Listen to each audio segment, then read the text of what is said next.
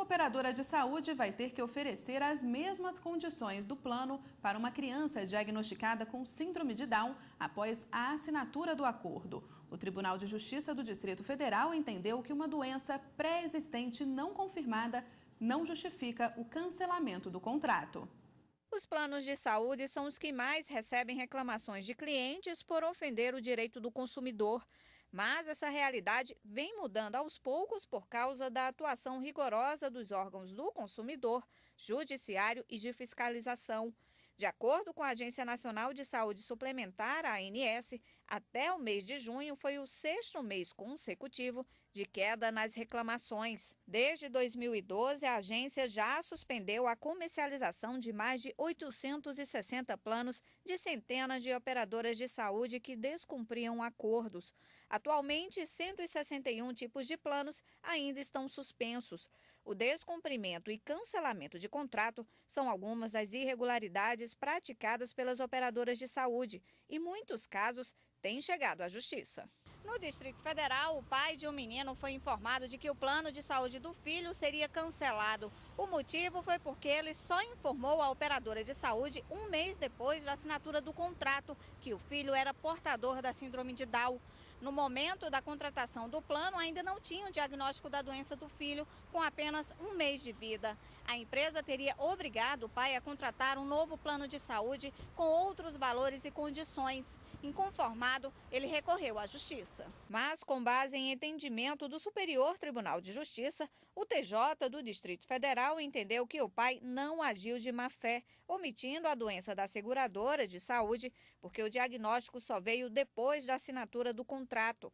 Além disso, a doença só pode ter tratamento diferenciado com a realização de exame prévio comprovando a doença, o que não foi feito pela empresa. Portanto, os desembargadores mantiveram as condições do primeiro contrato de saúde. E a repórter Carolina Chaves conversou com o advogado especialista em direito médico Raul Canal sobre esse assunto. Vamos acompanhar a entrevista. Doutor Raul, quais são as possibilidades de cancelamento de um plano de saúde pela operadora?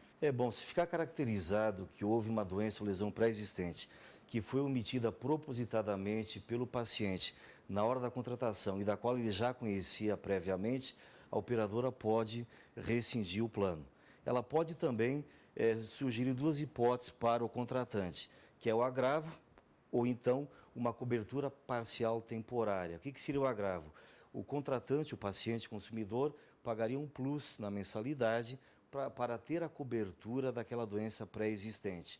Ou então, a cobertura parcial temporária. Essa doença ou lesão pré-existente e aquelas que forem consequência dela não teriam cobertura por 24 meses. E só a partir do 25º mês passariam a ter cobertura.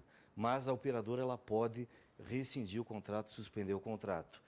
Todavia, o consumidor pode não aceitar, e se ele não aceitar a rescisão do contrato, é obrigação da operadora notificar a ANS. E a ANS que vai julgar se aquela é ou não uma hipótese de suspensão do contrato. Enquanto a ANS não julgar o processo, a operadora não pode suspender o tratamento. Doutor Raul, quais são as possíveis punições aplicadas pela Agência Nacional de Saúde? A ANS, analisando cada caso concreto e observando que a operadora não teve razão ou agiu de má fé, ela pode aplicar desde uma multa até a suspensão da comercialização do plano ou a própria interdição da operadora, né? Então, cada caso será julgado de acordo com a sua gravidade e também com o comportamento da operadora no mercado, porque se é um caso isolado apenas da operadora, logicamente que não haverá uma interdição. Então, o valor das multas e a interdição ou a suspensão da comercialização é por uma prática recorrente das operadoras em lesar os direitos do consumidor, né? Quando o consumidor tem o plano de saúde cancelado pela operadora de saúde por uma doença pré-existente, mas ainda não diagnosticada, além da ANS, o que o consumidor deve fazer, quem ele deve procurar e como reunir provas? Ele pode procurar a Defensoria Pública no seu estado, na sua cidade. O Ministério Público em vários estados, a exemplo de Brasília, também já tem procuradorias especializadas em proteger esses direitos do consumidor. as Procuradorias de Defesa dos Direitos do Consumidor e, em alguns casos, até do direito da saúde, como é o caso de Brasília, já a Procuradoria especializada para isso. Então, a Defensoria Pública, o Ministério Público, associações de consumidores e usuários de planos de saúde, ou contratar um advogado e procurar diretamente o Poder Judiciário. O que tem entendido o Judiciário nesses casos? Mesmo que a doença seja pré-existente e mesmo às vezes que ela tenha sido diagnosticada, se a operadora não exigir uma perícia médica, um exame prévio na hora da contratação, a operadora assumiu o risco por aquele possível tratamento. Então, as operadoras de plano de saúde, para facilitar a mercantilização dos seus produtos, elas criam poucas exigências na hora da contratação e exigem apenas uma declaração de saúde. Então, se não for comprovado que houve uma manifesta má-fé por parte do consumidor, a operadora assumiu o risco e ela deve sim arcar com aquele tratamento, porque ela não exigiu o exame prévio. Então, documentação que ele precisa: juntar um laudo médico que ele necessita daquele tratamento. Se ele tiver uma prova que a doença, embora pré-existente, não havia sido diagnosticada anteriormente, junta também o documento disso e procura ou um advogado particular, ou a Defensoria Pública, ou o Ministério Público, ou uma associação de usuários dos serviços e planos de saúde. Agora, para que não seja necessário, chegar ao Judiciário, à Agência Nacional de Saúde, qual a recomendação para o consumidor na hora de assinar um contrato com um plano de saúde? Bom, na hora da contratação, ele deve declarar as possíveis doenças que ele já tenha, sabendo de antemão que se ele declarou uma pré-existente e ele já tendo declarado, ele assumiu que tem a doença, que ela já foi diagnosticada.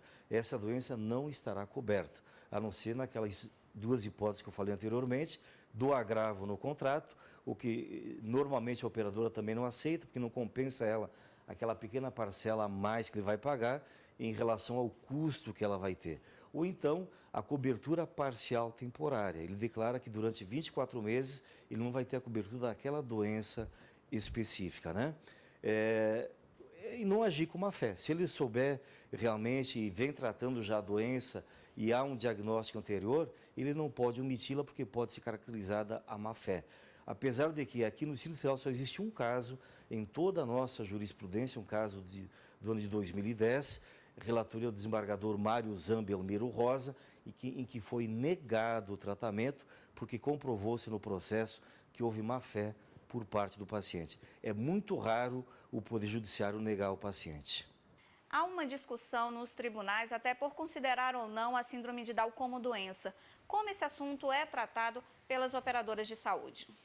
A síndrome de Down, como qualquer outra doença, é sim uma enfermidade reconhecida tanto pela OMS quanto pela Organização Pan-Americana da Saúde, pela OPAS. Ela tem um CID próprio, então ela é sim uma doença e precisa ser tratada. E é uma doença, inclusive, cujo diagnóstico pode ser feito de uma forma muito precoce no próprio ventre materno. A partir de algumas semanas de gestação, ela já pode ser diagnosticada. Então, o caso aqui de Brasília, a criança nasceu, 2 ou 3 dias depois o pai contratou o plano de saúde e o diagnóstico veio 2 ou 3 meses depois do nascimento da criança.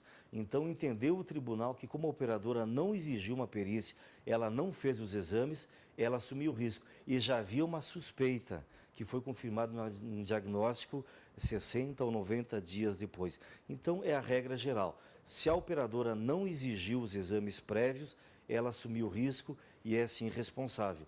E, para mim, não há a menor dúvida, se a doença é catalogada, ela tem um CID, um Código Internacional de Doenças para ela própria, é uma enfermidade e toda enfermidade precisa ser tratada.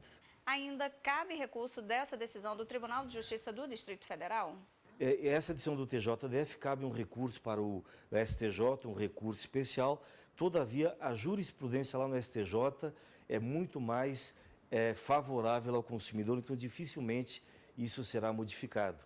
A coisa já está tão discutida no Judiciário que o TJ de São Paulo já baixou uma súmula, né? A súmula 105, onde ele diz exatamente isso. Embora a doença ou a lesão seja pré-existente e se comprove que ela pré-existia a contratação, a seguradora, a operadora, assumiu o risco quando aceitou o contrato.